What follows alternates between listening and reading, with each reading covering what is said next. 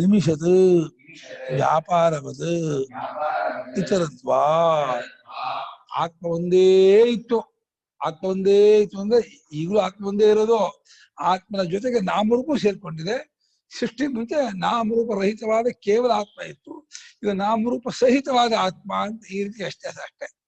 ಇದು ಇನ್ಯಾವುದು ಮಿಸ್ಕಾನೂ ಇರಲಿಲ್ಲ, ಮಿಸ್ಕಾಟ ಇಲ್ಲ, ಅಲುಗಾಡ್ತಿರ್ಲಿಲ್ಲ. ಅಂದ್ರೆ ಮಿಸ್ಕತ್ತಿಲ್ಲ ಅಂದ್ರೆ ಪ್ರಾಣ ಇಲ್ಲ ಅಂತ ಅರ್ಥ. ಮಿಸ್ಕಾಟ ಪ್ರಾಣಂದು, ಪ್ರಾಣನೂ ಇರ್ಲಿಲ್ಲ ಅಂತ ಅರ್ಥ. ಸೃಷ್ಟಿ ಮುಂಚೆ ಪ್ರಾಣನು, ಸೃಷ್ಟಿ ಆದ್ಮೇಲೆ ಬಂದವನು. ಏನೇ ಮಿಷ ನೀರನ್ನೇ ಧಾತು ಕಂಡುಬಿಟ್ಟು ರಪ್ಪೆ ಬಿಡಿಸೋದಿದೆಯಲ್ಲ ಮಿಷನ, ಇದು ಆಗ್ತಿರ್ಲಿಲ್ಲ ಅಂದ್ರೆ ಈ ಕ್ರಿಯೆಗೂ ಅವಕಾಶ ಇಲ್ಲ. ಅಂದ್ರೆ ಕ್ರಿಯೆ ಇಲ್ಲ, ನಾಮ ಇಲ್ಲ, ರೂಪ ಇಲ್ಲ, ಕೇವಲ ಸನ್ಮಾತ್ರ ಚಿನ್ಮಾತ್ರ ಆತ್ಮ ಮಾತ್ರವಾಗಿತ್ತು. ವ್ಯಾಪಾರವುಳ್ಳದ್ದು ಯಾವುದೂ ಇರಲಿಲ್ಲ. ಹೇಗೆ ಸಾಂಖ್ಯರು ಪ್ರಧಾನ ಇತ್ತು ಅಂತಾರೋ ಅಥವಾ ವೈಶೇಷಿಕರು ಅಣು ಇತ್ತು ಅಂತಾರೋ ಹಾಗಿಲ್ಲ ಅಂತ. ಯಥಾ ಸಾಂಖ್ಯಾನಾಂ ಅನಾತ್ಮ ಪಕ್ಷಪಾತಿ ಸ್ವತಂತ್ರ ಪ್ರಧಾನಂ ಯಥಾ ಚ ಕಾನಾದಾನಾಂ ಅಣವಃ ನ ತದ್ವದಿಹ ಅನಾತ್ಮ ಅನ್ಯದ ಆತ್ಮನಃ ಕಿಂಚಿದಪಿ ವಸ್ತು ವಿದ್ಯತೆ. ಸಾಂಖ್ಯರು ಅಂತ ಅವರು ಆಕಲ ಸಾಂಖ್ಯರು, ಅವೈದಿಕರು, ಪ್ರಧಾನ ಜಗತ್ ಕಾರಣ ಅಂತ ಹೇಳುವರು. ಅದು ಸ್ವತಂತ್ರ ಪ್ರಧಾನ ಅಂತ ಹೇಳ್ತಾರೆ. ಅದು ಅವಿದ್ಯಾ ಕಲ್ಪಿತ ಅಂತ ಹೇಳಲ್ಲ. ಪುರುಷ ಅನೇಕ ಹೋದ ಸಾಂಖ್ಯರಿಗೆ, ಕಾಪಿಲ ಸಾಂಖ್ಯರಿಗೆ ಅನಾತ್ಮ ಪಕ್ಷಪಾತಿ ಅಂತ. ಅನಾತ್ಮ ಪಕ್ಷ ಅಂದ್ರೆ ಅವರು ಆತ್ಮಗಿಂತ ಬೇರೆ ಅನಾತ್ಮ ಪ್ರಧಾನ ಒಂದಿದೆ, ಅದು ಸ್ವತಂತ್ರ ಸತ್ಯ ಅಂತ. ಅದು ಹೇಳಿದ್ರೆ ಐತಿಹಾಸಿಕ ಹೇಳಿದಿರ. ಅದು ಪಾಕ್ತಿ ಅನ್ನೋದು ನಪುಂಸಕ. ಪಾತಿನಿ ಪಾತಿನಿ ಅನಾತ್ಮ ಪಕ್ಷೆ ಪತತಿ ಇತಿ ಅನಾತ್ಮ ಪಕ್ಷ ಪಾತಿ. ಅನಾತ್ಮ ಪಕ್ಷದಲ್ಲಿ ಬಿದ್ದುಕೊಂಡಿರುವ ಪ್ರಧಾನ ಅಂತ ಒಂದು ಹೇಳ್ತಾ ಇರಲ್ಲ, ಸ್ವತಂತ್ರ ಪ್ರಧಾನ ಅಂತ ಹೇಳ್ತಾರಲ್ಲ, ಅದಾಗಲಿ. ಅಥವಾ ಕಾಣಾದರು ಅಂದ್ರೆ ವೈಶೇಷಿಕರು, ಅವರು ಪರಮಾಣುಗಳಿದ್ವು ಸೃಷ್ಟಿ ಮುಂಚೆ ಅಂತ ಹೇಳ್ತಾರೆ. ಅದು ಸೃಷ್ಟಿ ಆಯ್ತು ಅಂತ ಹೇಳಲ್ಲ. ಪರಮಾಣು ನಿತ್ಯ, ಪರಮಾಣು ಸತ್ಯ, ಇದು ಅನೇಕ. ಪರಮಾಣು ಸ್ವತಂತ್ರ, ಅದು ಆತ್ಮನ ಕಲ್ಪಿತ ಅಂತ ಹೇಳಲ್ಲ. ಸಾಂಖ್ಯರು ಪ್ರಧಾನ ಕಲ್ಪಿತ ಅಂತ ಹೇಳಲ್ಲ, ವೈಶೇಷಿಕರು ಪರಮಾಣು ಕಲ್ಪಿತ ಅಂತ ಹೇಳಲ್ಲ. ವೇದಾಂತಿಗಳು ಮಾತ್ರ ಆತ್ಮಿಕತ್ವವಾದಿಗಳು, ಬಾಕಿ ಎಲ್ಲರೂ ಆತ್ಮ ನಾನಾತ್ವವಾದಿಗಳು. ಯಾರು ಇಲ್ಲ. ಬೌದ್ಧರು ಹೇಳ್ತಾರೆ, ಬೌದ್ಧರು ಶೂನ್ಯವಾಗಿ ಬಂದ್ಬಿಡ್ತಾರೆ. ಬೌದ್ಧರು ಎಲ್ಲವನ್ನೂ ಕಲ್ಪಿತ ಅಂತ ಹೇಳಿದ್ರು, ಆತ್ಮನೂ ಒಪ್ಪಲ್ಲ. ಅವರು ಈ ಕಡೆ ಪೀಕ್ ಆಗ್ಬಿಡ್ತು. ಒಂದೇ ಪೀಕ್ ಅತಿರೇಕದಲ್ಲಿ ಆತ್ಮನ ಕಿತ್ತಾಕ್ಬಿಟ್ರು. ಇವರು ಆತ್ಮನ ಇಟ್ಕೊಂಡ್ರು, ಒಪ್ಕೊಂಡ್ರು. ಅನಾತ್ಮವನ್ನು ಅಷ್ಟೇ ಸತ್ಯ ನಿತ್ಯ ಅಂತ ಒಪ್ಕೊಂಡ್ಬಿಟ್ರು. ಸೃಷ್ಟಿಗೆ ಕಾರಣ ಅನಾತ್ಮ ಅಂದ್ರು, ಆತ್ಮನ ಕಾರಣ ಅಂತ ಹೇಳಿಲ್ಲ. ಯಾಕೆಂದ್ರೆ ಆತ್ಮದಲ್ಲಿ ಅವನು ಚೇತನ ಅಂತ, ಅದರಿಂದ ಚೇತನಲ್ಲಿ ಕ್ರಿಯೆ ಇಲ್ಲ ಅಂತ. ಇದೆಲ್ಲರಲ್ಲೂ ದೊಡ್ಡ ದೋಷ ಏನ್ ಗೊತ್ತಾ? ಸೃಷ್ಟಿ ಸತ್ಯ, ಅವರಿಗೆ ಪ್ರಪಂಚ ಸತ್ಯ. ವೇದಾಂತಿಗಳಿಗೆ ಬೌದ್ಧರಿಗೆ ಪ್ರಪಂಚ ಮಿಥ್ಯೆ. ಆದ್ರೆ ಬೌದ್ಧರಿಗೂ ವೇದಾಂತಿಗೂ ವ್ಯತ್ಯಾಸ ಏನು ಅಂದ್ರೆ ಆತ್ಮ ಮಾತ್ರ ಸತ್ಯ, ಅವ್ರಿಗೆ ಏನು ಸತ್ಯ ಇಲ್ಲ, ಸತ್ಯವೆಂಬುದೇ ಇಲ್ಲ. ಎಲ್ಲವೂ ಶೂನ್ಯ, ಎಲ್ಲವೂ ತುಚ್ಛ, ನೈಸ್ವಾಭಾವ್ಯ ಬೌದ್ಧರಿಗೆ. ವೇದಾಂತರಿಗೆ ಆತ್ಮ ಮಾತ್ರ ಸತ್ಯ. ಅವರು ಬ್ರಹ್ಮವಾದಿಗಳು, ಆತ್ಮವಾದಿಗಳು, ಅವರು ಶೂನ್ಯವಾದಿಗಳು. ಹಾಗಾದ್ರಿಂದ ಅನಾತ್ಮ ಪಕ್ಷಪಾತಿಯಾದ ಸ್ವತಂತ್ರ ಪ್ರಧಾನ ಕಣಾದರಿಗೆ ಅಣುಗಳು ಅಂತ ಹೇಗಿದೆಯೋ ಆ ರೀತಿ ಇಲ್ಲಿ ಆತ್ಮರಿಗಿಂತ ಮತ್ತೊಂದಾದ ವಸ್ತು ಯಾವುದೊಂದನ್ನು ಇಲ್ಲಿ ಒಪ್ಪಿಲ್ಲ. ಇಹ ಅಂದ್ರೆ ಇಲ್ಲ ವೈದಿಕ ಮಾರ್ಗ, ಶ್ರುತ್ಯುಕ್ತ ಉಪನಿಷನ್ ಮಾರ್ಗ ಅಂತ. ಶ್ರುತಿಯಲ್ಲಿ ಹೇಳಿದ ಉಪನಿಷತ್ತಿನ ಮಾರ್ಗದಲ್ಲಿ ತದ್ವತ್ ಇಹ ಅಂದ್ರೆ ಅವರಂತೆ ಅಂದ್ರೆ ಸಾಂಖ್ಯ ಕಾಣಾದರಂತೆಯೇ ಈ ಅದ್ವೈತ ವೇದಾಂತದಲ್ಲಿ ಆತ್ಮಗಿಂತ ಬೇಗ ಏನು ಇರುವುದಿಲ್ಲ.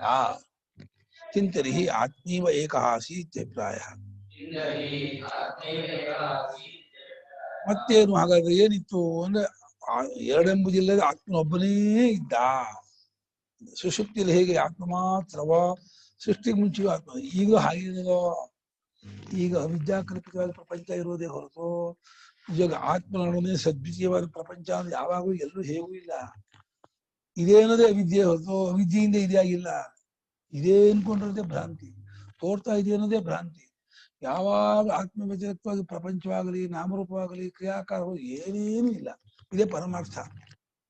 ಇದನ್ನು ಗುರುತಿಸ್ಕೊಳ್ಳೋದೇ ವಿದ್ಯೆ ಅಂದ್ರೆ. ಈ ಪ್ರಶ್ನೆ ಮಾಡ್ತಾನೆ, ಸಹ ಸರ್ವಜ್ಞ ಸ್ವಭಾವ್ಯಾದ್ ಆತ್ಮ ಏಕವಸನ್ ಈಕ್ಷತ.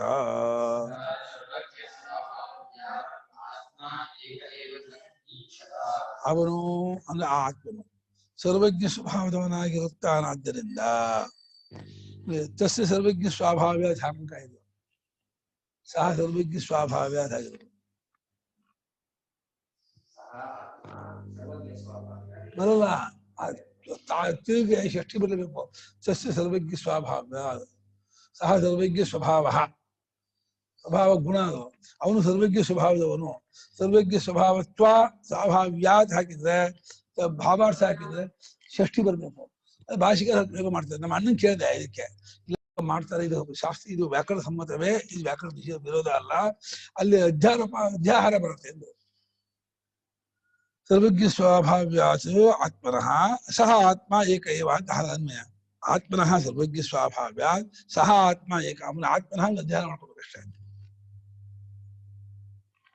ಸರ್ವಜ್ಞ ಸ್ವಭಾವದವನಾದ್ದರಿಂದ ಸಹ ಆತ್ಮ ಆತ್ಮನೋ ಏಕ ಏವ ತಾನು ಒಬ್ಬನೇ ಇದ್ದುಕೊಂಡು ಈ ನೋಡಿ ಇಲ್ಲಿ ಈ ಕ್ಷಣ ಅನ್ನೋದು ಕ್ರಿಯೆ ಅಲ್ಲ.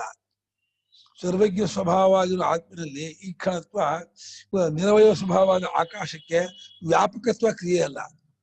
ಆಕಾಶ ವ್ಯಾಪಕವಾಗಿದೆ, ವಾಸ್ಟ್ ಆಗಿದೆ, ಬ್ರಾಡ್ ಆಗಿದೆ, ಆಲ್ ಪರ್ವೇಡಿಂಗ್ ಆಗಿದೆ. ಪರ್ವೇಡಿಂಗ್ ಆಗಲಿ ವಾಸ್ಟಿಂಗ್ ಆಗಲಿ ಕ್ರಿಯೆ ಅಲ್ಲ, ಅದು ಸ್ವರೂಪವನ್ನೇ ಹಾಗೆ ಹೇಳ್ತಿರೋದು.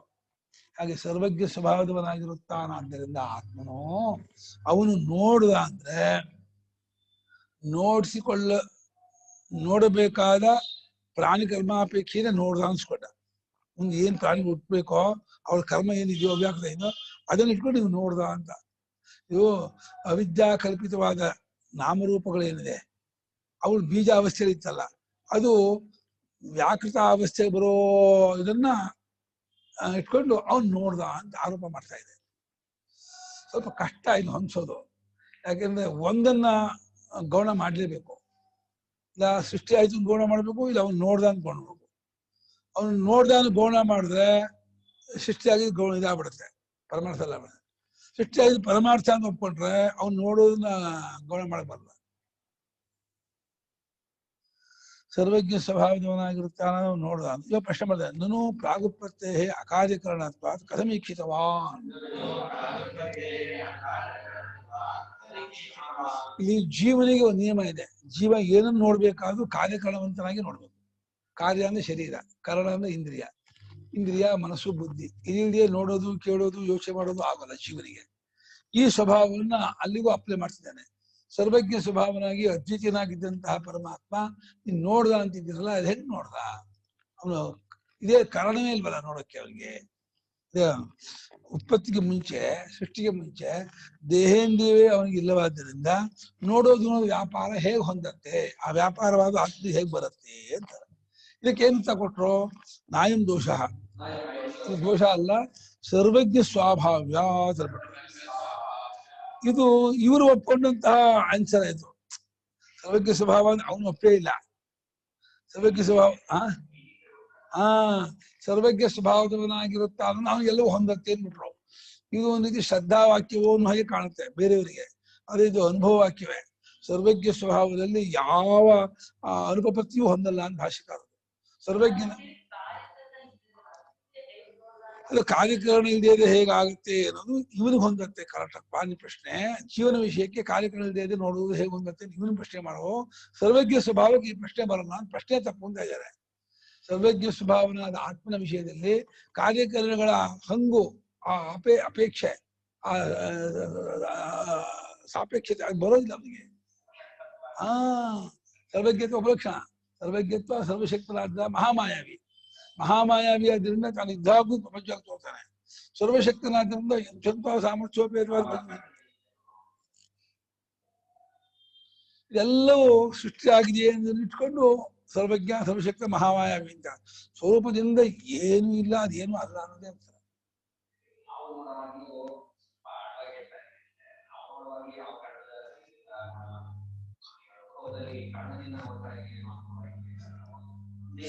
ಅಲ್ಲ, ನಾವು ಏನ್ ಮಾಡ್ತೀವಿ, ಅದು ವಿಶೇಷ ವಿಜ್ಞಾನಾರ್ಥಂ ಕರಣಮಿತಿ ಭ್ರೂಮ ಅಂತ.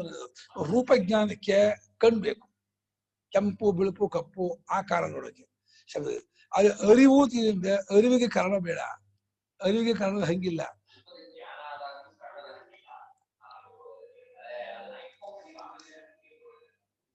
ಅದು ಅಭಿವ್ಯಕ್ತಿ ಪಡಿಸೋದು ಅಂತ ಇಟ್ಕೊಂಡು ಅಭಿವ್ಯಕ್ತಿ ಆಗ್ಬೇಕಾದ್ರೆ ಜ್ಞಾನ ಕಾರಣ ಬೇಕು ಅಂತ. ಈ ಸರ್ವಜ್ಞ ಸ್ವಾಭಾವ್ಯ ವೈದಿಕರಿಗೆ ಕರೆಕ್ಟ್ ಈ ಆನ್ಸರ್. ವೇದ ಪ್ರಮಾಣಕರಾದವರಿಗೆ ಬ್ರಹ್ಮದ ತತ್ವವನ್ನು ಈ ರೀತಿ ಇರ್ತಕ್ಕಂಥ ಒಪ್ಕೊಂಡವರಿಗೆ ಸಮಾಧಾನ ಆಗುತ್ತೆ. ಬೇರೆ ತಾರ್ಕಿಕರು ವೈಶೇಷಿಕರಿಗೆ ಇದು ಸಮಾಧಾನ ಆಗಲ್ಲ. ಸರ್ವಜ್ಞ ಸ್ವಭಾವ ಆಗ್ಬಿಟ್ರೆ ಇವನು ಯಾವನೊಬ್ಬ ಸರ್ವಜ್ಞಪ್ಪ, ಕಪಿಲ ಸರ್ವಜ್ಞ, ನಿಮ್ ಶಂಕರಾಚಾರ್ಯ ಸರ್ವಜ್ಞ ಅನ್ನೋಣ. ಕೈ ಇಲ್ಲದೆ ಬರೀತಾರ, ಕಣ್ಣಿಲ್ಲದೆ ನೋಡ್ತಾರ ಅವರು. ಅವ್ರೇನಂತಾನೆ ಸರ್ವಜ್ಞನಾಗೋದು ಉಪಾಧಿಯಿಂದಲೇ ಸರ್ವಜ್ಞ ಅನ್ಕೊಂಡ್ಬಿಟ್ಟಿದ್ದಾನೆ. ಉಪಾಧಿಯಿಂದ ಸರ್ವಜ್ಞನಲ್ಲ. ಉಪಾಧಿ ರಹಿತವಾದ ಚಿನ್ಮಾತ್ರ, ಅಖಂಡವಾದ ಚಿನ್ಮಾತ್ರ ಸ್ವರೂಪ ಅವರಿಗೆ ಆ ತಲೆ ಬಂದೇ ಇಲ್ಲ. ಬರೀ ಅರಿವು, ಪ್ಯೂರ್ ಕಾನ್ಶಿಯಸ್ನೆಸ್, ಶುದ್ಧವಾದ ಅರಿವು. ಮತ್ತು ಅರಿವಿಗೆ ಲಿಮಿಟೇಷನ್ ಇಲ್ಲ, ಪರಿಪೂರ್ಣ. ಅದು ಅರಿವಿಗಿಂತ ಬೇರೆ ಜಾತ್ಯಂತರವೂ ಇಲ್ಲ. ಅದಕ್ಕೆ ಶ್ರುತಿ ಕೊಟ್ಬಿಡ್ತಾರೆ ಇವಾಗ. ಆ ಸರ್ವಜ್ಞ ಸ್ವಭಾವ ಹೇಗೆ ಅದನ್ನು ಪ್ರೂವ್ ಮಾಡಕ್ ಹೋಗಲ್ಲ, ಅದು ಇದು ಮಾಡ್ಕೋಲ್ಲ. ಈ ಸರ್ವಜ್ಞ ಸ್ವಭಾವ ಶ್ರುತಿ ಹೇಳುತ್ತೆ ಅಂತಾರೆ. ತಥಾಚ ಮಂತ್ರವರ್ಣ ಪಾಣಿಪಾದೋ ಜವನೋ ಗೃಹೀತ ಇತ್ಯಾದಿ. ಮಂತ್ರಾಕ್ಷರು ಹಾಗೆ ಹೇಳ್ತಾ ಇದೆ. ಪಾಣಿಪಾದವಿಲ್ಲದವನು ಮತ್ತು ಬಹಳ ವೇಗವಾಗಿ ಹೋಗ್ತಾನೆ ಮತ್ತು ಗ್ರಹಣ ಮಾಡ್ತಾನೆ, ಹಿಡ್ಕೊಳ್ತಾನೆ ಅಂತದ್ರಿಂದ ಕರ್ಮೇಂದ್ರಿಯರು ಅದಾಗುತ್ತೆ. ಹೋಗ್ತಾನೆ, ಹೋಗೋದು ಇದು. ಪಶ್ಚಾತ್ ಚಕ್ಷು ಶಶವಂತ ಮುಂದೆ ಕಣ್ಣಿಲ್ದೆ ನೋಡ್ತಾನೆ, ಕಿವಿಲ್ದೆ ಕೇಳ್ತಾನೆ. ಹೇಳಿ ಜ್ಞಾನೇಂದ್ರಿಯ ವ್ಯಾಪಾರವನ್ನು ಇಂದ್ರಿಯ ವ್ಯಾಪಾರ ಮಾಡ್ತಾನೆ, ಕರ್ಮೇಂದ್ರಿಯ ವ್ಯಾಪಾರವನ್ನು ಕರ್ಮೇಂದ್ರಿಯ ಮಾಡ್ತಾನೆ. ಇದು ಸರ್ವಜ್ಞತ್ವ ಸೂಚನೆ ಮಾಡುತ್ತೆ ಅದೊಂದು ಅಂತ. ಹಾಗಾದ್ರೆ ನೋಡ್ದ ಅಂದ್ರಲ್ಲ, ಈಕ್ಷತ ಅಂತ ಯಾವ ಅಭಿಪ್ರಾಯದಿಂದ? ಕೇನಾಭಿಪ್ರಾಯ ಏನೈತಿ? ಅವ್ರು ಯೋಚನೆ ಮಾಡ್ಬೇಕು, ನೋಡ್ಬೇಕು. ಯಾವ ಅಭಿಪ್ರಾಯ? ಇಲ್ಲಿ ನೋಡ್ದ ಅಂತ ಅರ್ಥವೋ ಯೋಚನೆ ಮಾಡ್ದ ಅಂತ ಅರ್ಥವೋ ಅಂತ ಹೇಳಿದ್ರೆ ಎರಡೂ ಒಂದೇ. ಅವನ ನೋಡುವಿಕೆಯು ಯೋಚನೆ ಮಾಡೋ ರೂಪದ ನೋಡುವಿಕೆ. ನಮ್ಮಲ್ಲಿ ನೋಡೋದು ಕಣ್ಣು, ಯೋಚನೆ ಮಾಡೋದು ಮನಸ್ಸು, ಎರಡು ಇದೆಯಲ್ಲ. ಪರಮಾತ್ಮನ ಸೃಷ್ಟಿ ಮಾಡೋದನ್ನು ಯೋಚನೆ ಮಾಡ್ದ ಅಂತಂದ್ರು, ನೋಡ್ದ ಅಂದ್ರು.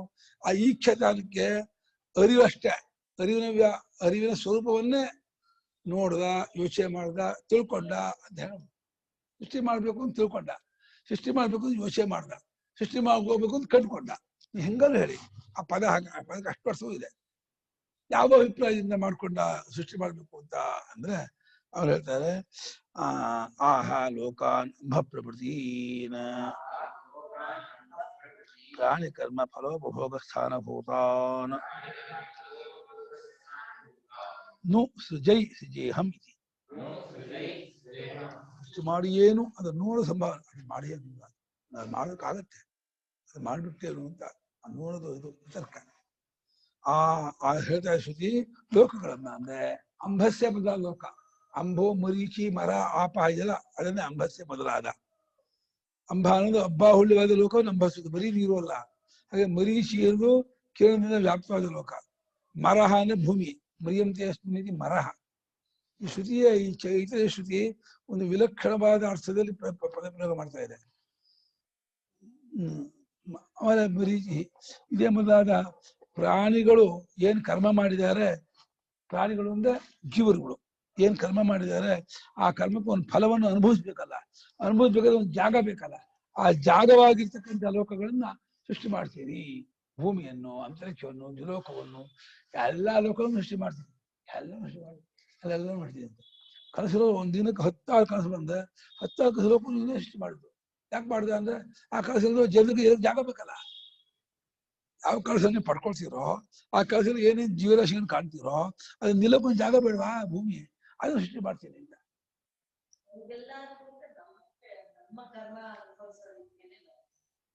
ಅದು ಇಲ್ಲಿ ಹೇಳಿದಾಗ ಏನ್ ಮಾಡ್ತಾರೆ ಅಂದ್ರೆ ಪ್ರಾಣಿಗಳು ಎಲ್ಲಾ ಕರ್ಮ. ಇವಾಗ ಹೇಳಿದ್ರೆ ಅಧ್ಯಾತ್ಮ ಶಾಸ್ತ್ರವಾದ್ರೆ ನಮ್ಮ ಕರ್ಮ ನಮ್ಗೆ ಅಪ್ಲೈ ಮಾಡ್ಕೊಂಡು ಸಾಕು. ಈಗ ನಾನು ಒಬ್ಬನೇ ಪ್ರಪಂಚ ನೋಡ್ತಿರೋನು, ನಾನು ಒಬ್ಬನೇ ಎಚ್ಚೆತ್ತವನು, ನಾನು ಒಬ್ಬನೇ ಇರೋನು.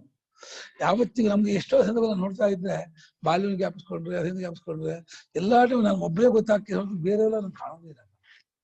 ನಾನು ಒಬ್ಬನೇ ಯಾವಾಗ ಇರ್ತೀನಿ ಅನ್ನೋದು ಒಂದು ಗೊತ್ತಾಗ್ತಾ ಇರುತ್ತೆ. ನಮ್ಮ ಜನ್ಮ ಅಂತಕ್ಕೂ ನಾನು ಒಬ್ಬನೇ, ಎಲ್ಲ ಜನ್ಮ ನಾನು ಒಬ್ಬನೇ.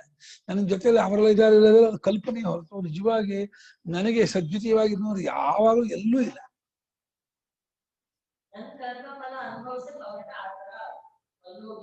ಅಷ್ಟು ನನ್ನ ಕಲ್ಪನೆಯೇ. ಅವರು ನನ್ನಿಂದ ಕಲ್ಪಿತವಾಗಿರೋರು. ನನ್ನನ್ನು ಬಿಟ್ಟು ಅವರು ಇಲ್ಲ, ನನ್ನನ್ನು ಬಿಟ್ಟು ದೇಹಾದಿಗಳು ಇಲ್ಲ. ಯಾವಾಗಲೂ ನಾನು ಒಬ್ಬರೇ ಇರೋರು. ನಿಮ್ಗೇನು ಭ್ರಾಂತಿ ಅಂದ್ರೆ ನನ್ನ ಹಾಗೆ ನಂಗೆ ಎಷ್ಟೋ ಜನ ನಮ್ಮ ಜೊತೆ ಇದ್ದಾರೆ, ನಂಗೆ ಇವರೆಲ್ಲ ನನ್ನ ನೋಡ್ಕೊಳ್ತಾರೆ, ನನ್ನೇನು ಮಾಡ್ಕೊಳ್ತಾರೆ, ಇದೆಲ್ಲ ಭ್ರಾಂತಿ ಇದು. ಯಾವಾಗಲೂ ನಾವು ಒಬ್ಬರೇ ಹೋಗೋರು, ಒಬ್ಬರೇ ಇರೋರು, ಒಬ್ಬರೇ ಬಂದವರು. ಯಾವಾಗ ಪ್ರಪಂಚದಲ್ಲಿ ನಾವು ಒಬ್ಬರೇ ಇರೋರು, ನಮ್ಮ ಜೊತೆ ಇನ್ನೊಬ್ರು ಯಾರು ಇಲ್ಲ. ಅದೆಲ್ಲ ಕಲ್ಪನೆ ಇದು. ಪ್ರಾಣಿಗಳ ಕರ್ಮ ಫಲವನ್ನು ಅನುಭವಿಸೋದಕ್ಕೆ ಸ್ಥಾನವಾಗಿರುವ ಲೋಕಗಳನ್ನು ಸೃಷ್ಟಿ ಮಾಡ್ತೀನಿ ಅನ್ಕೊಂಡು ಯೋಚನೆ ಮಾಡ್ಬಿಟ್ಟು ಸತ್ಯ ಸಂಕಲ್ಪನಾದ್ರಿಂದ ಸ ಇಮಾನ್ ಲೋಕಾನ್ ಸೃಜತ ಅಂಭೋ ಮರೀಚೀರ್ ಮರಮಾಪಹ ಅಜೋಂಭ ಪರೇಣ ದಿವಂ ಜೋಃ ಪ್ರತಿಷ್ಠಾ ಅಂತರಿಕ್ಷಂ ಮರೀಚಯಃ ಪೃಥಿವೀ ಮರಹಾಯ ಅಧಸ್ತಾತ್ ಆಪಃ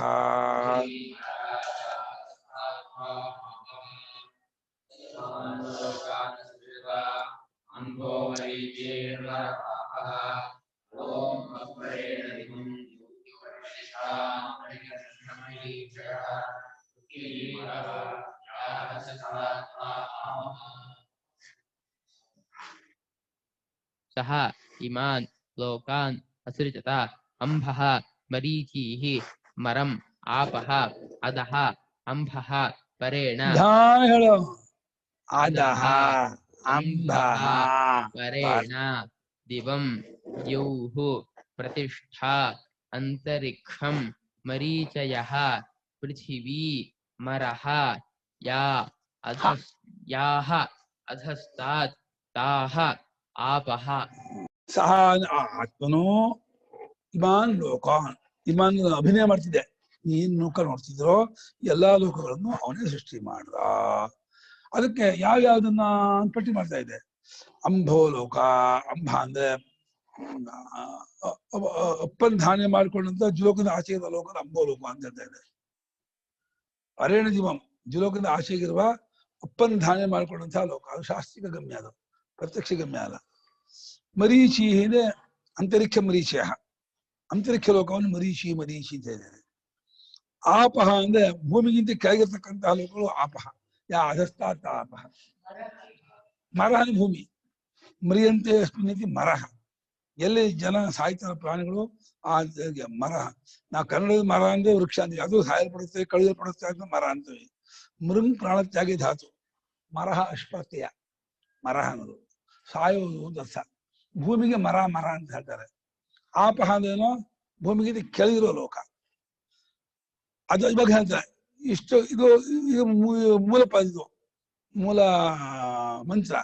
ತಾನೇ ವ್ಯಾಖ್ಯಾನ ಮಾಡುತ್ತೆ. ಅಂಬ ಮರೀಚಿ ಮರ ಅಂತ ಅರ್ಥ ಆಗಲ್ಲ ಅಂತ ಹೇಳ್ಬಿಟ್ಟು ಅಧಃ ಪರೇಣ ದಿವಂ ಜೌಹು ಅಂಬಃ ಅಂದ್ರು.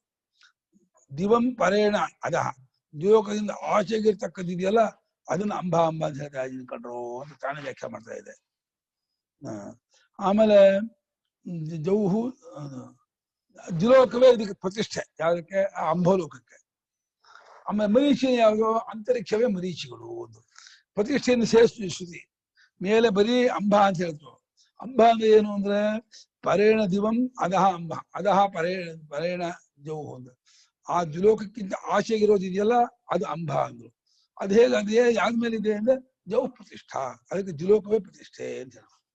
ಆಮೇಲೆ ಅಂತರಿಕ್ಷ ಅಂತ ಏನಿದೆ ನಡುವೆ ಗಂಧರ್ವ ಕಿನ್ನರು ಯಕ್ಷರು ಇರೋದು ಪುರಾಣ ಪ್ರಸಿದ್ಧವಾಗಿದೆಯಲ್ಲ, ಅದೆಲ್ಲವನ್ನು ಸೇರಿಬಿಟ್ಟು ಮರೀಚಿ ಅಂತ ಹೆಸರುಕೊಟ್ಟು. ಅಂದ್ರೆ ಮರೀಚಿನ ರಶ್ಮಿಗಳು, ಅದನ್ನ ವ್ಯಾಪ್ತವಾಗಿರತಕ್ಕಂತಹ ಲೋಕಗಳು ಮರೀಚಿ ಅಂತ. ಪೃಥ್ವಿಯ ಮರ, ಪೃಥ್ವಿ ಮರ ಕಾಮಗಳು. ಇನ್ನು ಯಾ ಅಧಸ್ತಾತ್ ಆಪಹ, ಈ ಭೂಮಿಗಿಂತ ಕೆಳಗಿರ್ತಕ್ಕಂಥ ಅಪ್ಪುಳು ಇದೆ ಅಂದ್ರೆ ಅಚಲ ಸುತ್ತಲ ಪುರಾಣ ಹೇಳ್ತಾರಲ್ಲ, ಯಾವುದೋ ಒಂದು ಭೂಮಿ ಅದೆಲ್ಲ ಆಪಹ ಅಂತ ಹೇಳ್ತಾ ಇದೆ. ಪಂಚಭೂತ ಹೇಳ್ತಾನಿಲ್ಲ, ಇದು ಪಂಚಭೂತ ಆದ್ಮೇಲೆ ಆಗಿರೋ ಲೋಕ ಇದು. ತಾನೇ ಈ ನಾಲ್ಕು ಹೇಳ್ಬಿಟ್ಟು ಬಂದು ಅಂಬೋ ಮರೀಚಿ ಮರ ಮಾಪಹ ಅಂತ ಹೇಳ್ಬಿಟ್ಟು ಅದಕ್ಕೆ ವ್ಯಾಖ್ಯಾನ ಮಾಡ್ತು. ಇದು ಚರ್ಚೆ ಮಾಡಿದ್ರಲ್ಲ ಸ್ವಲ್ಪ. ಇದು ಪೃಥ್ವಿ ಪಂಚಭೂತ ಆದ್ಮೇಲೆ ಬಂದದ್ದೇ ಹೊರತು ಪಂಚಭೂತ ಮಹಾಸೃಷ್ಟಿ ಅಲ್ಲ, ಇದು ಅವಾಂತರ ಸೃಷ್ಟಿ. ಇದು ಮಹಾಭೂತ ಸೃಷ್ಟಿ ಬೇರೆ, ಅವಾಂತರ ಸೃಷ್ಟಿ ಇದು. ಮಹಾಭೂತ ಆದ್ಮೇಲೆ ಬಂದಂತ ಸೃಷ್ಟಿ. एवम् ईक्षित्वा आलोच्य स आत्मा इमान् लोकान् सृष्टवान् ಈ ರೀತಿ ಸೃಷ್ಟಿ ಮಾಡ್ತೀನಿ ಅಂತ ಹೇಳಿ ಯೋಚನೆ ಮಾಡಿ ಗಲ್ಲದ ಮೇಲೆ ಕೈ ಇಟ್ಕೊಂಡು ಹೆಂಗ್ ಸೃಷ್ಟಿ ಮಾಡ ಆ ಆತ್ಮನು ಈ ಲೋಕಗಳನ್ನ ಸೃಷ್ಟಿ ಮಾಡ್ದ. ಈಗ ಸೃಷ್ಟಿ ಮಾಡ್ತೀನಿ, ಈಗ ಮಾಡ್ತೀನಿ ಅಂತಾಡಿ ಎಲ್ಲರೂ ಕೊಳಸ್ತಿ ಕೂರಿಸ್ಬಿಟ್ಟು ಹೇಳ್ರಿ ಎಲ್ಲಾನು ಸೃಷ್ಟಿ ಮಾಡಿ ಹಾಕ್ಬಿಟ್ಟ ಒಳಗೆ ಇರಿ ಅಂತ. ಏನೇನು ಸೃಷ್ಟಿ ಮಾಡ್ದ? ಯಥಾ ಯಹ ಬುದ್ಧಿಮಾನ್ ತಕ್ಷಾದಿ ಏವಂ ಪ್ರಕಾರಾನ್ ಪ್ರಾಸಾದಾದೀನ್ ಸುಜೇ इति ईक्षित्वा ईक्षानन्तरं प्रासादादीन् सृजति तद्वत्. ನೀವು ಆರ್ಕಿಟೆಕ್ಟ್ ಹಾಕೊಡ್ತಾರೆ, ಹೀಗೆ ಮಾಡ್ಬೇಕಪ್ಪ, ಮನೆ ಈ ರೀತಿ ಬರಬೇಕು, ಇಲ್ಲಿ ಈ ಇರಬೇಕು, ಬಾಲ್ಕನಿ ಹೀಗೆ ಬರಬೇಕು, ರೂಮ್ ಹೀಗಿರ್ಬೇಕು, ಮಧ್ಯ ಹಾಲ್ ಇರಬೇಕು, ಎಲ್ಲ ಕಡೆಗೂ ಬೆಳಕು ಬರಬೇಕು, ಆ ರೀತಿ ನೀವು ಮಾಡ್ಬೇಕು ಅಂತ ಹೇಳಿ ಆರ್ಕಿಟೆಕ್ಟ್ ಏನೇನು ಹಾಕೊಡ್ತಾರೋ ಆ ರೀತಿ ಆ ಬಾಡಿಗೆ ಅದನ್ನ ನೋಡ್ಕೊಂಡ್ಬಿಟ್ಟು ಪ್ರಾಸಾದ ಉಪ್ಪರಿಗೆ ಮನೆ ಮುಂತಾಗಿ ಸೃಷ್ಟಿ ಮಾಡ್ತಾರೋ ಮುಂಚೆ ಪ್ಲಾನು. ಆಮೇಲೆ ಬುದ್ಧಿಮಂತನಾದ ತಕ್ಷಾದಿ, ತಕ್ಷ ಶಬ್ದ ಹೇಗೆ ಗೊತ್ತಾ? ಯಾವ ಲಿಂಗ, ಯಾವ ಅಂತ ಯಾವುದು? ತಕ್ಷಾದಿ ಸಪ್ತಮಿ. ತಕ್ಷಾದಿ ಪ್ರಥಮ ಕ್ವಶನ್ ಮಾಡೋದು ಶಬ್ದ ಹೇಗೆ? ತಕ್ಷ ಶಬ್ದ ಹೇಗೆ? ತಕ್ಷಾ, ತಕ್ಷಾಣು, ತಕ್ಷಾಣ, ಆಮೇಲೆ ತಕ್ಷಣ, ತಕ್ಷಣ ಷಷ್ಠಿ ತಕ್ಷಣ ಶಬ್ದ ಪುಲ್ಲಿಂಗ, ನಕಾರಾಂತ ಪುಲ್ಲಿಂಗ. ಇಲ್ಲಿ ತಕ್ಷ ಆದಿ ಮಾಡಿದೆ, ತಕ್ಷ ತಕ್ಷಾದಿ, ತಕ್ಷಾದಿ ಇದೇನು ಬಡಿಗೆ ಮುಂತಾದವರು, ಬಡಿಗೆ ಗಾರೆಯವರು, ಬೇರೆ ಬೇರೆ ಇದು ಪಂಬ್ಲರು, ಎಲೆಕ್ಟ್ರಿಷಿಯನ್ ಎಲ್ಲ ಎಲ್ಲೆಲ್ಲಿ ಫ್ಯಾನ್ ಪ್ಲಾಂಟ್ ಇರಬೇಕು, ಎಲ್ಲ ಟ್ಯೂಬ್ಲೈಟ್ ಪ್ಲಾಂಟ್ ಎಲ್ಲಿ ಬರಬೇಕು, ಬೇರೆ ಬೇರೆ ಲೈಟ್ ಎಲ್ಲಿ ಬರಬೇಕು, ಆಮೇಲೆ ನಲ್ಲಿ ಎಲ್ಲೆಲ್ಲಿ ಬರಬೇಕು, ಹ್ಯಾಂಡ್ ವಾಶ್ ಎಲ್ಲ ಆಗಬೇಕು, ಇದು ಸಿಂಕ್ ಎಲ್ಲ ಹಾಕ್ಬೇಕು, ಇದ್ರದೆಲ್ಲ ಎಲ್ಲ ಪ್ಲಾನ್ ಮಾಡಿ ಮಾಡ್ತಾರೆ. ಮತ್ತೆ ಮನೆ ಕಟ್ಟುವಾಗ್ಲೇನೆ ತಲೆ ತಿಳ್ಕೊಂಡ್ಬಿಡ್ತಾರೆ.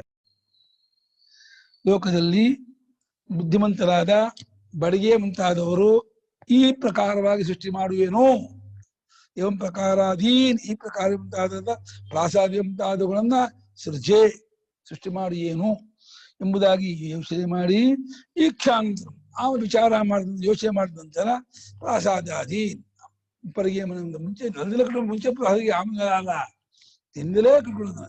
ಇದು ಲುಕ್ ಬರೋದು ಪ್ರಾಸಾದ ಮನೆಯಿಂದಲೇ, ಬರೀ ಕೆಳಗಿನ ಮನೆ ಲುಕ್ ಮನೆ ಬರಲ್ಲ. ಎದ್ದು ಕಾಣ್ಬೇಕಾದ್ರೆ ಮನೆ ಮಾಡಿ ಎರಡು ಮನೆ ಇದ್ದಾಗ ಗೆಟಪ್ ಬರುತ್ತೆ. ಅದಕ್ಕೆ ಯಾವ್ಯಾವ ಮುಖದ ಶೇಪಿನ ಎಲ್ಲೆಲ್ಲಿ ಯಾವ ಶೇಪ್ ಇರಬೇಕು, ಎಲ್ಲೆಲ್ಲಿ ಯಾವ ಬಾಲ್ಕನಿ ಕೊಡ್ಬೇಕು, ಯಾವ ಮಾಡಿ ಈ ಪ್ರಕಾರದ್ದಾಗಿರ್ತಕ್ಕಂತಹ ಪ್ರಾಸಾದ ಸೃಷ್ಟಿ ಮಾಡಿ ಎಲ್ಲವನ್ನು ಮಾಡಿ ಸೃಷ್ಟಿ ಮಾಡಿಕೊಡ್ತಾನೋ ಲೋಕದಲ್ಲಿ. ಅದೇ ರೀತಿ ಅಲ್ಲ ರೀ, ನನು ಸೋಪಾದಾನ ತಕ್ಷಾದಿ ಪ್ರಾಸಾದಾದೀನ್ ಸೃಜತಿ ಯುಕ್ತಂ. ಸೋಪಾದಾನ ಉಪಾದಾನೇನ ಆವರ್ತತೆ. ಸೋಪಾದಾನ ನನಗೆ ಮರ ತಗೊಳ್ತಾನೆ, ಉಳಿ ಬಡಗಿ ಗರಗಸ ಸುತ್ತಿಗೆ ಎಲ್ಲ ತಗೊಳ್ತಾನೆ. ಪರಮಾತ್ಮ ಏನಿಲ್ಲ, ಅದೇನ್ ಮಾಡ್ದ? ನೀ ಅವನ್ ದೃಷ್ಟಾಂತ ಕೊಟ್ಬಿಡ್ತೀನಿ, ಆ ದೃಷ್ಟಾಂತ ಕೊಟ್ಟಂಗೆ ಪೂರ್ತಿ ಇಲ್ಲ ನಿಮ್ಮದು, ಅದು ಹೊಂದತ್ತೆ, ಇಲ್ಲಿ ಹೊಂದಲ್ಲ. ತಕ್ಷಾದಿ ಅಂದ್ರೆ ಬೆಳಗ್ಗೆ ಮುಂತಾದವರು ಸೋಪಾದಾನ ಉಪಾದಾನ ಕಾರಣವನ್ನು ಉಳ್ಳವರು, ನಮಗಿಂತ ಬೇರೆಯಾಗಿರುವ ಸಾಧನ ಸಾಮಗ್ರಿಗಳಿಂದ ಕೂಡ್ಕೊಂಡವರು. ಸಾಧನ ಸಾಮಗ್ರಿಯಿಂದ ಕೂಡ್ಕೊಂಡವರು ಅವ್ರು ಏನ್ ಬೇಕಾದ್ರೂ ಮಾಡ್ತಾರೆ ಅಂದ್ರೆ ಓಕೆ, ಅವರು ಅದು ಹೊಂದತ್ತೆ. ಆದ್ರೆ ನಿರುಪಾದಾನಸ್ತು ಆತ್ಮ ಕಥಂ ಲೋಕಾಂಶತಿ, ಏನು ಇನ್ಸ್ಟ್ರೂಮೆಂಟ್ ಇಲ್ಲ, ಏನು ಸಲಕರಣೆ ಇಲ್ಲ, ಸಾಧನೆ ಇಲ್ಲ, ಎಂಥದ್ದು ಇಲ್ಲ. ತಾನೊಬ್ಬನೇ, ತನಗೂ ಕೈಕಾಲಿಲ್ಲ,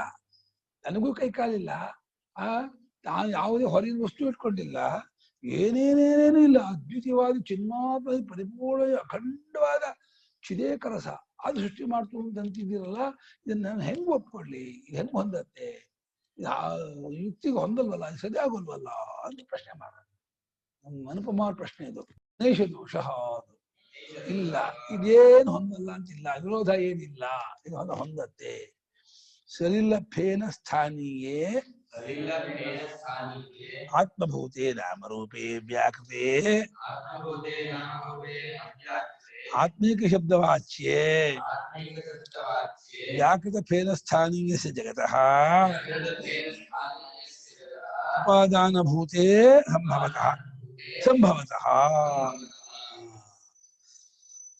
ನೀರಿನ ನೊರೆ ಮತ್ತು ಒಂದೇ ಮಾಡಿದಾರ ಗುಳ್ಳೆ ಇಲ್ಲ ಶೈಲಪೇನ ಸ್ಥಾನೀಯೇ ಆತ್ಮಭೂತ. ನೀರಿನ ನೊರೆ ಹೇಗೆ ನೀರೊಳಗಿರುತ್ತೋ ನೀರು ಆ ನೀರಿನ ನೊರೆಗೆ ಹೇಗೆ ಆತ್ಮ ಆಗಿದೆಯೋ ಅಂತ, ನೀರೆಂಬುದು ನೀರಿನ ನೊರೆಗೆ ಹೇಗೆ ಆತ್ಮವೋ ಅದೇ ರೀತಿ ನಾಮರೂಪಗಳೆರಡು ಇವನ ಆತ್ಮವಾಗಿದೆ. ಯಾರ ಆತ್ಮ ಇದೆ? ಪರಮಾತ್ಮ ಆತ್ಮ ಇದೆ. ನೊರೆ ತೋರ್ಕೊಳ್ಳೋದು ಅಲ್ಲ, ಪರಮಾತ್ಮ ಸ್ವರೂಪ ಆಗಿದೆ ಅಂತ. ನಾಮರೂಪಗಳು ಪರಮಾತ್ಮ ಸ್ವರೂಪ. ನೊರೆಯ ಸ್ವರೂಪ ಹೇಗೆ ನೀರೋ, ನಾಮರೂಪಗಳ ಸ್ವರೂಪ ಪರಮಾತ್ಮ. ಹಾಗೆ ಅಲ್ಲ, ಸಲಿಲ ಫೇನ, ಸಲಿಲಸ್ಯ ಫೇನಂ, ನೀರಿನ ನೊರೆ, ಅದರ ಸ್ಥಾನದಲ್ಲಿದೆ ಈ ಪ್ರಪಂಚ.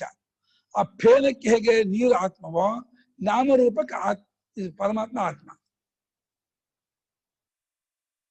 ನಿಜ ನೊರೆ ನೋಡಿದಾಗೂ ಬಂದಾಗ್ಲೂ ನೀರಿಗಿದೆ ಬೇರೆ ಅಲ್ಲ, ನಾಮರೂಪ ಬಂದಾಗ್ಲೂ ಪರಮಾತ್ಮನೇ ಬೇರೆ ಅಲ್ಲ.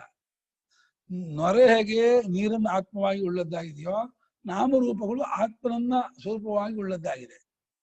ಅದು ಅವ್ಯಾಕೃತವಾಗಿದೆ, ತೋರ್ಕೊಳ್ಳೋದಿದೆ. ಹೇಗೆ ಬರೀ ನೀರಿದ್ದಾಗ ನೊರೆ ತೋರ್ಕೊಳ್ಳೋದು, ಕೇವಲ ಆತ್ಮವಾಗಿದ್ದಾಗ ನಾಮರೂಪ ತೋರ್ಕೊಳ್ಳೋದು.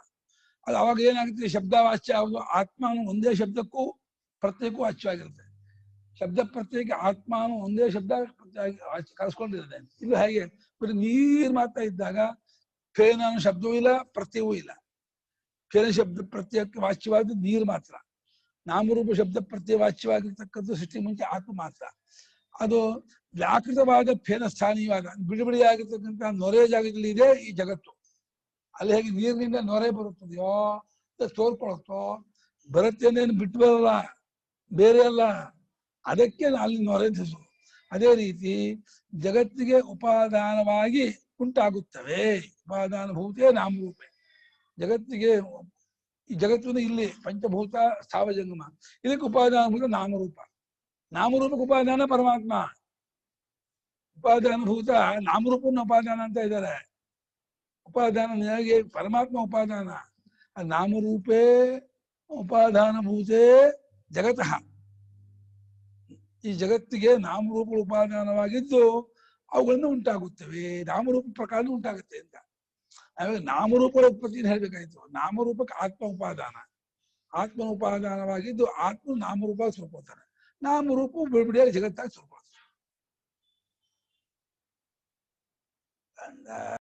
ನಾಮರೂಪ ಸಂಭವತಃ ಇದೆಯಲ್ಲ.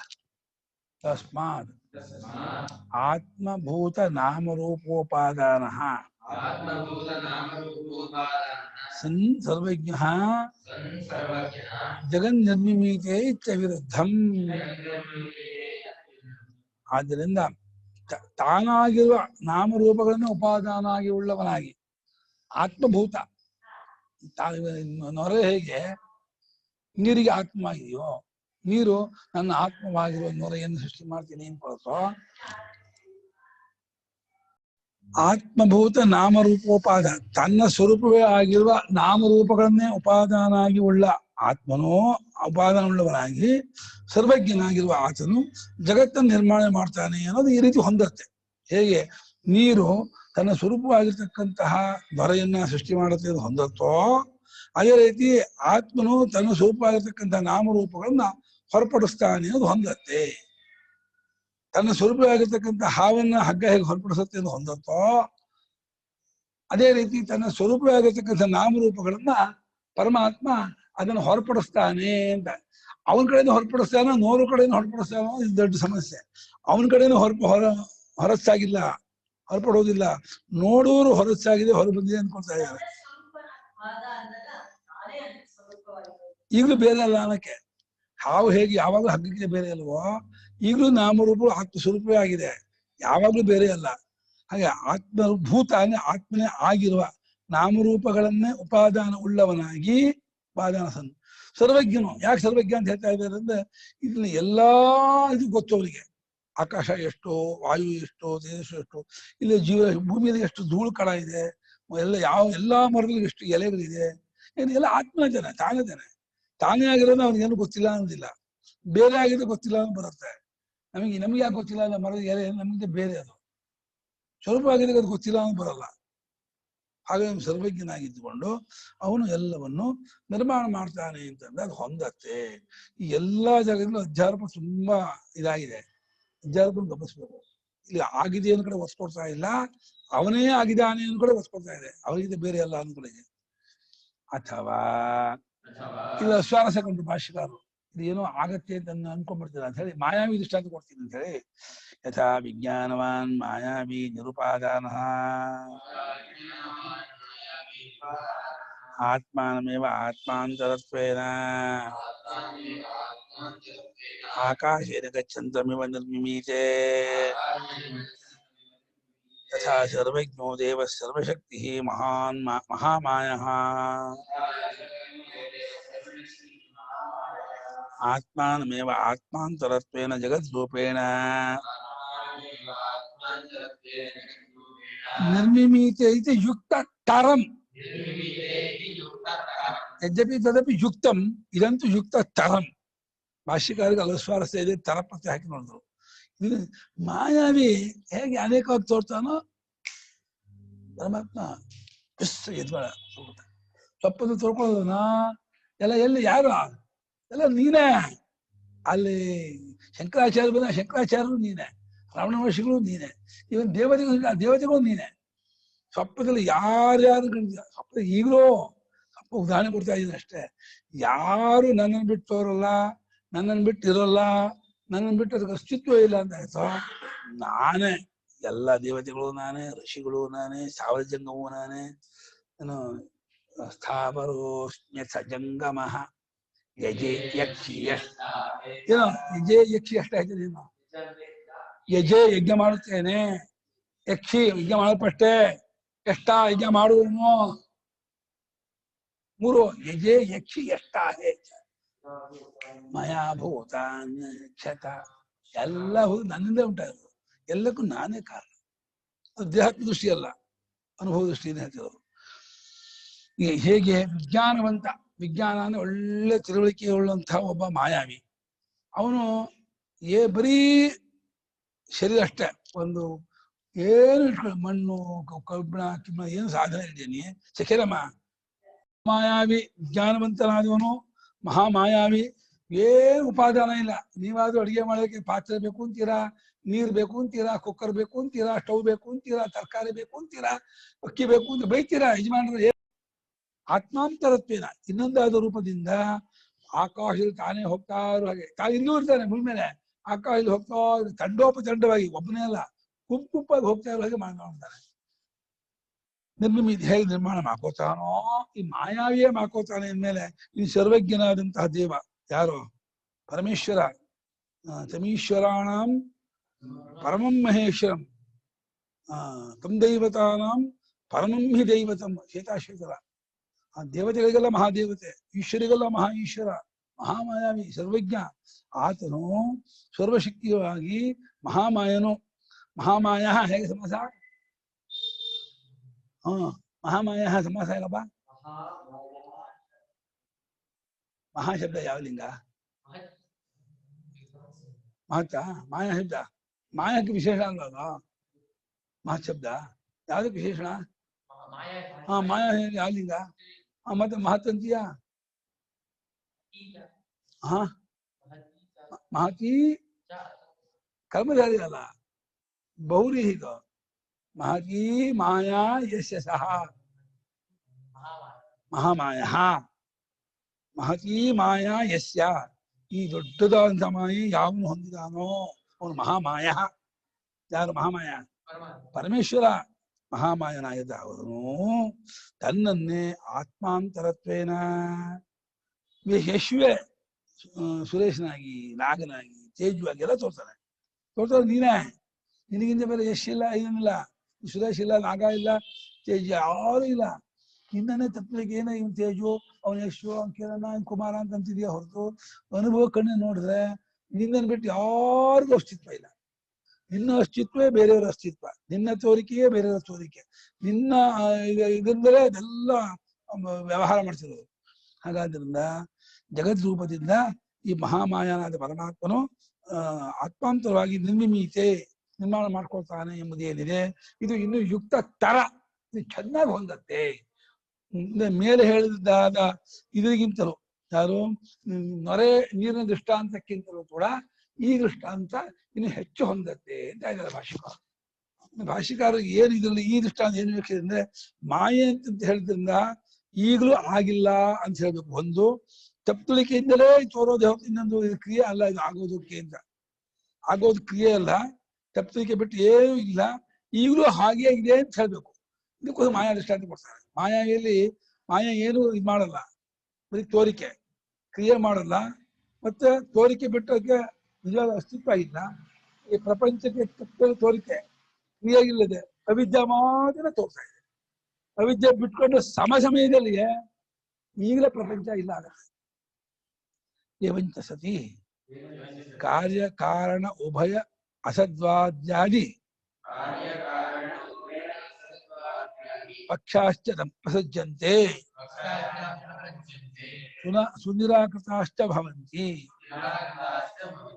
ಈ ರೀತಿ ವ್ಯಾಖ್ಯಾನ ಮಾಡಿದ್ರೆ ಕಾರ್ಯಕಾರಣ ಎರಡು ಅಸತ್ತು, ಎರಡು ಸತ್ತು, ಅಥವಾ ಒಂದು ಸತ್ತು ಇನ್ನೊಂದು ಅಸತ್ತು, ಅಥವಾ ಕಾರ್ಯ ಸತ್ತು ಕಾರಣ ಸತ್ತು, ಏನೇನೋ ವಾದಿಗಳಿದೆಯಲ್ಲ. ವಾದಿಗಳಲ್ಲಿ ಕಾರ್ಯಕಾರಣವನ್ನು ಒಪ್ಪುವಂತಹ ವಾದಿಗಳಲ್ಲಿ ಎರಡನ್ನೂ ಸತ್ಯ ಅನ್ನೋರಿದ್ದಾರೆ, ಎರಡನ್ನೂ ಮಿಥ್ಯ ಬೌದ್ಧರು. ಇಲ್ಲ ಕಾರಣ ಸತ್ಯ ಕಾರ್ಯ ಅಸತ್ತು ಅಂತ, ಇಲ್ಲ ಕಾರ್ಯ ಸತ್ತು ಕಾರಣ ಇಲ್ಲ ಅಂತ. ಇಷ್ಟೇನು ಪಕ್ಷಗಳಿದೆ, ಎಲ್ಲಾ ಪಕ್ಷವೂ ಇಲ್ಲಿ ಬರೋದಿಲ್ಲ. ಮಾಯಾ ಮಾತ್ರದಿಂದ ಅಂದ್ಮೇಲೆ ಒಂದೇ ಪರಮಾರ್ಥ ಜಗದ್ರೂಪ ತೋರುತ್ತೆ. ಅವಸ್ಥೆ ಎಂದರೆ ಪರಮಾರ್ಥವು ತೋರಿಕೊಳ್ಳುವ ಬಗೆಯಲ್ಲಿ ಏನ್ ಹೇಳಿದ್ರೆ ಅದು ಬಂದ್ಬಿಡುತ್ತೆ. ಅಸದ್ವಾದ್ಯಾದಿ, ಅಸದ್ವಾದಿ ಆದಿ, ಅಸದ್ವಾದ್ಯಾದಿ. ಸ್ವಾಮಿಯ ಕ್ವಶನ್ ಹಾಕಿದ್ದಾರೆ, ಅಸದ್ವಾದಿ ಸಾಕಾಗಿದೆ, ಅಸದ್ವಾದಿಯ ಮುಂತಾದ ಅಂತ ಯಾಕೆ ಹಾಕಿದ್ರು ಅಂತ. ಕಾರ್ಯಕಾರಣ ಉಭಯ ಅಸದ್ವಾದಿ ಪಕ್ಷಾಶ್ಚ ಎಂದಿದ್ರೆ ಸಾಕಾಗಿತ್ತದೆ. ಕಾರಣವಿಲ್ಲದೆ ಸ್ವಭಾವದಿಂದಲೇ ಕಾರ್ಯ ಉಂಟಾಗುವುದೆಂಬುದರ ಮತ, ಕಾರಣದಲ್ಲಿಲ್ಲದ ಅಸತ್ಕಾರ್ಯವು ಹೊಸದಾಗಿ ಉಂಟಾಗುವುದೆಂಬ ವೈಶೇಷಿಕರ ಮತ, ಕಾರ್ಯವೂ ಕಾರಣವು ಎರಡೂ ಅಸತ್ಯ ಎಂಬ ಶೂನ್ಯವಾದಿಗಳ ಮತ, ಮೂರನ್ನು ನಿರಾಕರಿಸಿದ ಆಯಿತು ಎಂದು ಭಾವ. ಕಾರಣವೂ ಕಾರ್ಯವೂ ಬ್ರಹ್ಮವೇ ಎಂಬುದು ಸಿದ್ಧಾಂತ. ಅಸದ್ವಾದ್ಯಾದಿ ಎಂಬಲ್ಲಿ ವಾದಿ ಆದಿ ಎಂಬ ಪಾಠವು ಪರಿಣಾಮವಾದಿ ಎಂಬ ಅರ್ಥವನ್ನು ವ್ಯಾಖ್ಯಾನಕಾರರು ಕೊಟ್ಟಿರುತ್ತಾರೆ. ಅಲ್ಲ, ಮೊದಲಾದಂತ ಯಾಕೆ ಆದಿ ಶಬ್ದಕ್ಕೆ ಮೊದಲಾದಂತ ಇಟ್ಬೋದಲ್ಲ?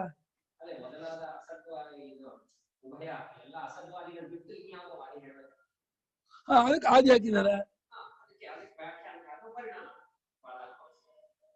ಆಗ್ಲಿ ಅದು ಹೆಚ್ಚಾಕಿ ಎಂದೆ ನಾನು ಆದಿ ಹೆಚ್ಚೇನು ಸರಿ. ಸ್ವಾಮಿಗಳು ಕ್ವಶನ್ ಹಾಕಿದ್ರೆ ಬೇಕಿಲ್ಲ ಅಂತ.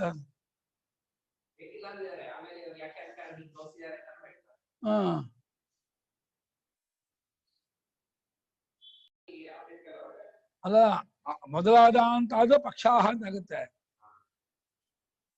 ಅಸದ್ವಾದಿ ಪಕ್ಷಾಹ ಒಂದೇ ಆಗುತ್ತೆ. ಇಲ್ಲಿ ಹೋದ್ರೆ ಬೌದ್ಧರ ಪಕ್ಷ ಒಂದೇ ನಿರಾಕರಣೆ ಮಾಡೋದಾದ್ರೆ ಅಸದ್ವಾದಿ ಪಕ್ಷಾಹ ನಿರಾಕೃತ ಅಂತ ಆಗ್ತಿತ್ತು. ಅಸದ್ವಾದ್ಯಾದಿ ಪಕ್ಷಾಹ, ಅವಾಗ ಆದಿ ಶಬ್ದ ಬೇಕು. ಕಾನ್ ಲೋಕಾನ್ ಸೃಜತೀತಿ. ಅಲ್ಲ, ಇಷ್ಟೊತ್ತು ಮಾಯಾ ರೂಪ ತೋರಿ ಉಂಟಾಗೇ ಇಲ್ಲ, ಬರೀ ಕಲ್ಪನೆ ಅಂದ್ರು. ಈಗ ಯಾವ್ಯಾವ ಲೋಕ ಸೃಷ್ಟಿ ಮಾಡ್ದ ಮಾಯಾರೂಪ. ಇದು ಸೃಷ್ಟಿಯಾಗಿದೆ ಸತ್ಯತ್ವ ಬುದ್ಧಿ ಇದ್ದವರಿಗೆ ಈಗ ಕಥೆ ಹೇಳ್ತಾರೆ, ಯಾವ್ಯಾವ ಲೋಕ ಸೃಷ್ಟಿ ಮಾಡ್ದ ಗೊತ್ತಲ್ಲ ಅಂತೇಳಿ ಈಗ ಬರುತ್ತೆ. ಅದು ಹೇಳಿದೆ, ಅಂಬಾಮರೀಚಿ ಮರಮ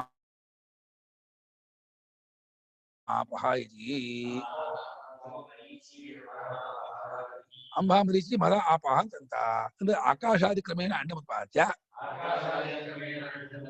ಅಂಬ ಪ್ರಕೃತಿ ಲೋಕಾನ್ ಸಿದ್ಧ.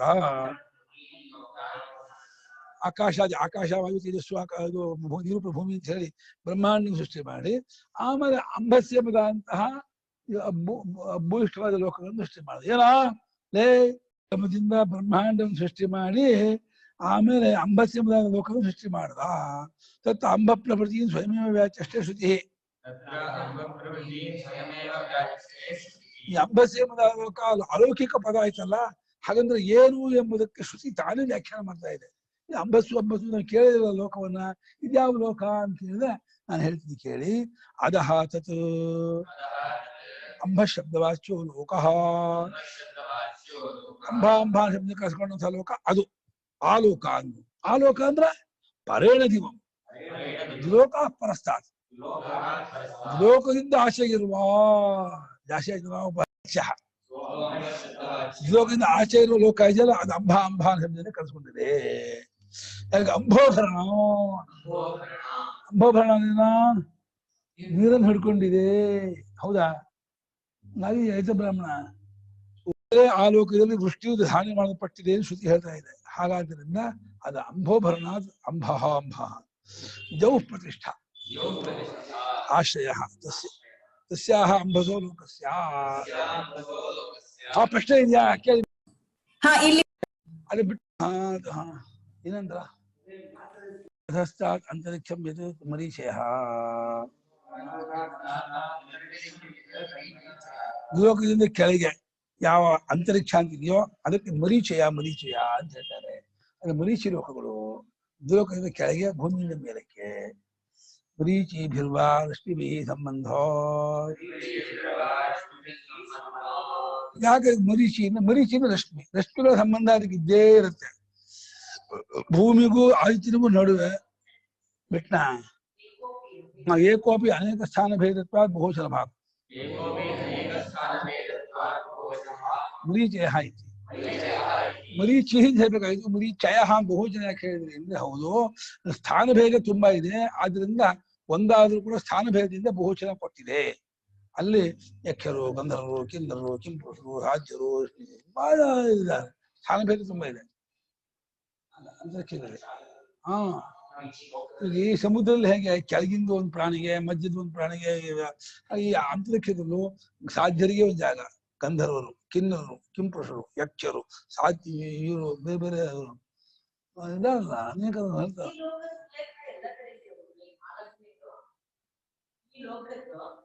ಲೋಕದಿಂದ ಯಾವುದು ಅದು ಮರೀಚಿ ಸಂಬದ್ಧವಾದ ಲೋಕ ಅಂತ, ಬರೀ ಮರೀಚಿ ಲೋಕ ಅಂತ ಅಲ್ಲ. ಅದು ಅಂಬ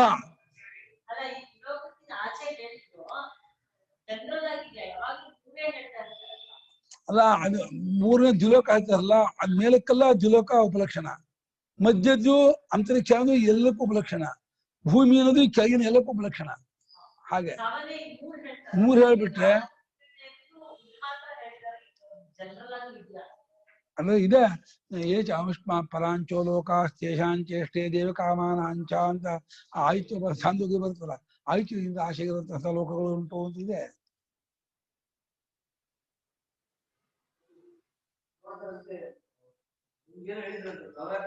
ರಶ್ಮಿ ವ್ಯಾಪ್ತತ್ವ, ರಶ್ಮಿಗಳಿಂದ ಹೋಗಿದೆ, ವ್ಯಾಪ್ತವಾಗಿದೆ. ಆದ್ರಿಂದ ಮರೀಚಯ ಅದು ಒಂದೇ ಸ್ಥಾನವಾದರೂ ಕೂಡ ಅದು ಬಹುವಚನ ಭಾಗ ಆಗಿದೆ. ಸ್ಥಾನಭೇದದಿಂದ ಬಹುವಚನವನ್ನು ಹೊಂದಿದೆ. ಮರೀಚಿಗಳಿಂದ, ರಶ್ಮಿಗಳಿಂದ ಅಸ್ಥಿ ಸಂಬಂಧ ಇರುವುದರಿಂದಲಾದರೂ ಅದರಿಂದ ಮರೀಚಿ ಹೇಳ್ತಾ ಇದೆ. ಪೃಥಿವಿ ಮರಹ, ಪೃಥಿವಿಯ ಮರ ಅಂದ್ರು. ಪೃಥ್ವಿ ಮರ ಅಂದ್ರೆ ಯಾವ ಮರ? ಯಾಗೋನಿ ಮರನೋ, ಮಾವಿನ ಮರನೋ, ಇದು ಅಲ್ಲದೆ ಮ್ರಿಯಂತೆ ಭೂತಾನಿ ಮರಹ. ಇದರಲ್ಲಿ ಅಸ್ಮಿನ್ ಕಸ್ಮಿನ್ ಅಸ್ಮಿನ್ ಯಾವ ಲಿಂಗ? ಪೃಥ್ವಿ ಯಾವ ಲಿಂಗ? ಯಾವ ಲಿಂಗ? ಪೃಥ್ವಿ ಯಾವ ಲಿಂಗ? ಮತ್ತೆ ಎರಡು ಅಸ್ಮಿನ್ ಪೃಥ್ವಿ ಆಗತ್ತಾ? ಅಸ್ಮಿನ್ ಭೂಮಿ ಯಾವ ಲಿಂಗ? ಯಾವ ಲಿಂಗ? ಮತ್ತೆ ಅಶ್ವಿನಿ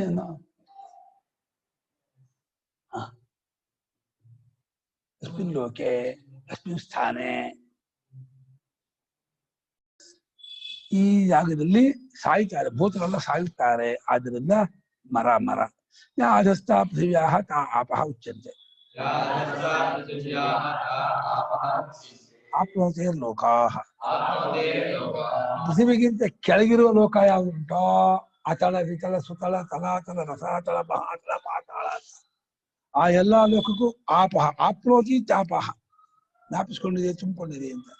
ನಮ್ಗೆ ಗೊತ್ತಾಗಲ್ಲ, ನಮ್ಗೆ ಅಗದು ಹೋದ್ರೆ ಸಿಗ್ತಾರೆ ಅಂತ ಅನ್ಕೋಬೇಡಿ, ಪುರಾಣ ಪ್ರಸಿದ್ಧವಾದದ್ದು ಅಂತ ಅನ್ಕೋಬೇಕು ಸರ್. ಇಲ್ಲಿ ಯದ್ಯಪಿ ಪಂಚಭೂತಾತ್ಮಕತ್ವಂ ಲೋಕಾನಾಂ ತಥಾಪಿ ಅಬ್ಬಾಹುಲ್ಯಾತ್ ಅಬ್ನಾಮಭಿರೇವ ಅಂಬಾಮೃಗಿ ಮರಂ ಆಪಃ ಇತ್ಯುಚ್ಯಂತೆ.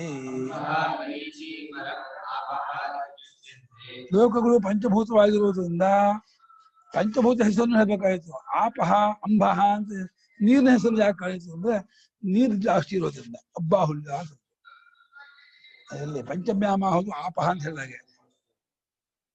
ಅಲ್ಲೇ ಮರ ಮರೀಚಿಲಿ ಅಲ್ಲ, ಮರೀಚಿಯಿಂದ ಏನ್ ಮಾಡಿದ್ದಾರೆ ಅಂದ್ರೆ ನೀರನ್ನು ಹೇಳ್ಕೊಳ್ಳುವಂತ ಇದು ಕಿರಣ ಮಾಡಿದ್ದಾರೆ. ಸ್ಟ್ರಾ ಸೂರ್ಯೋ ಮರೀಚಿಮಾದತ್ತೆ ಸರ್ವಸ್ಮಾತ್ ಭುವನಾದಧಿ ಸರ್ವಸ್ಮಾತ್ ಭುವನಾತ್ ಮರೀಚ್ಯ ಆದತ್ತೆ. ಮರೀಚಿಮಾದತ್ತೆ ಮರೀಚಿನ್ ದ್ವಿತೀಯ ಇದೆಯಲ್ಲ, ಅದನ್ನ ಸತ್ಯ ಮಾಡ್ಕೋಬೇಕು ಅಂತ ಸಾಹಿತ್ಯ ಬರೀತಾರೆ. ಮರೀಚ್ಯ ಸೂರ್ಯ ಸರ್ವಸ್ಮಾತ್ ಭುವನಾತ್ ಆಪಹ ಆದತ್ತೆ. ಅಪಹ ಆದತ್ತೆ ನೀರನ್ನು ದ್ವಿತೀಯ ತಿಳ್ಕೊಳ್ತಾನೆ ಅಂತ. ಅದು ನೀರಿಗೆ ಸಂಬಂಧಪಟ್ಟದ್ದು ಮರೀಚಿ ಇರೋದು. ಇನ್ನು ಮರಂ ಅನ್ನೋದು ನೀರಿನ ಸಂಬಂಧ ಬರಲ್ಲ. ಮರಂ ಅನ್ನೋದಲ್ಲಿ ಭೂಮಿಯೇ ಅಷ್ಟ ಅಬ್ಬಾಹುಲ್ಯ. ಸೈಕ್ಷ ಆಯ್ತು. ಓ ಅಮ್ಮ ವಾಟ್